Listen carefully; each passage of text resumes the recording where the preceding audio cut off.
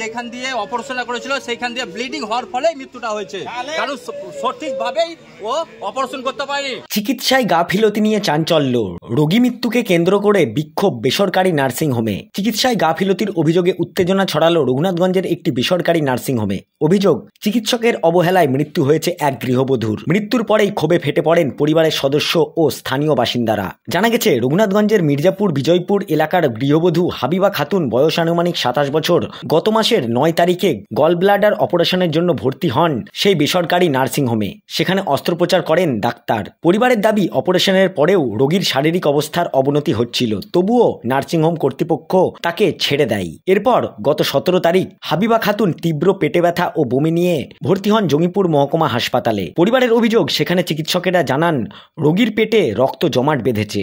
তাদের আরও দাবি, সেই বেসরকারি নার্সিংহোমে অস্ত্রোপচারটি কোনো যোগ্য ডাক্তার করেননি, নার্সিংহোমের স্টাফদের দ্বারাই করানো হয়েছিল।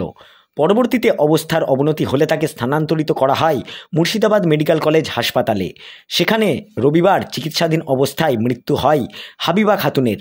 যে কোনো প্রবলেম হচ্ছে এখানে, প্রচুর প্রবলেম হচ্ছে এখানে। ডাক্তার আর বলেছে পেশেন্ট নিজে আমাকে যে ও ডাক্তার নিজে অপারেশন করেনি, পাশের যেগুলো থাকে ওদের সব ওরা অপারেশন করেছে। এখন আপনারা কি চাইছেন মা? এখন যা শাস্তি চাইছি, উনি যে আরো তাহলে লোক আসবে ওনাকে কিছু করবে না, তাহলে সবারই ক্ষতি করে দিবে, এরকম করে আমাদের যেমন কষ্ট। ওনার ব্যাড রিপোর্টও আছে যে এরকম কেস অনেক ঘটেছে, খালি এটা নয়, এর আগে অনেক ঘটনা ঘটেছে। এই গলব্লাডার অপারেশন করতে গিয়ে যদি এইরকম আমাদের অবস্থা হয়, তাহলে আমাদের স্বাস্থ্য ব্যবস্থা কেমন অবস্থা? ডাক্তার ভাষণ দেয় যে যতবার আমি যাব, যতবার ভিজিটে যাব, ততবার 600 টাকা করে নেব। ওর হাতের পেশেন্ট আমরা নিয়ে এসেছি এখানে বর্তমানে আবার নিয়ে এসেছি এখানে হসপিটাল থেকে, এখানে নিয়ে এসেছি মেডিকেল কলেজ যাওয়ার আগে। এখানে নিয়ে আসার পরে ওরা বলে যে 600 টাকা করে পার ভিজিটে লাগবে, তবুও আমরা রাজি হই। রাজি হওয়ার পরে এখান থেকে নিয়ে যাওয়ার পরে দেখি যে অবস্থা সিরিয়াস। তারপরে ডাক্তারের সঙ্গে যোগাযোগ করেছি, একবারও আমাদের সঙ্গে যোগাযোগ করেনি। করা হয়েছিল, ডক্টর এরকম একটা কথা বলেছে যে আমি পেশেন্ট দেখতে যাব, তা সত্ত্বেও কিন্তু আমি 600 টাকা ভিজিট নিব। আরে পয়সার কথা, আরে জানের সঙ্গে পয়সা কিসের তুলনা? What is this? You are a doctor? এই মৃত্যুর খবর ছড়িয়ে পড়তেই পরিবারের সদস্যরা মৃতদেহ নিয়ে সেই বেসরকারি নার্সিংহোমের সামনে নিয়ে এসে বিক্ষোভ দেখাতে শুরু করেন। ঘটনাস্থলে ব্যাপক উত্তেজনার সৃষ্টি হয়। খবর পেয়ে সেখানে রঘুনাথগঞ্জ থানার পুলিশ বাহিনী পৌঁছায় এবং পরিস্থিতি নিয়ন্ত্রণে আনে। পরিবারের পক্ষ থেকে অভিযুক্ত চিকিৎসকের কঠোর শাস্তির দাবি জানানো হয়েছে।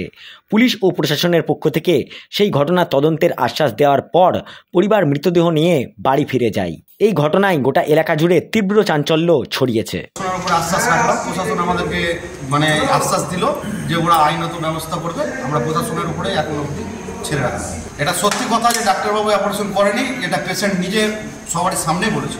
আমাদের আলোচনায় এখন আমাদেরকে প্রশাসন আশ্বাস দিলেন যে আপনারা প্রশাসনের দিক দিয়ে এগান, আমরা প্রশাসনিকভাবে ব্যবস্থা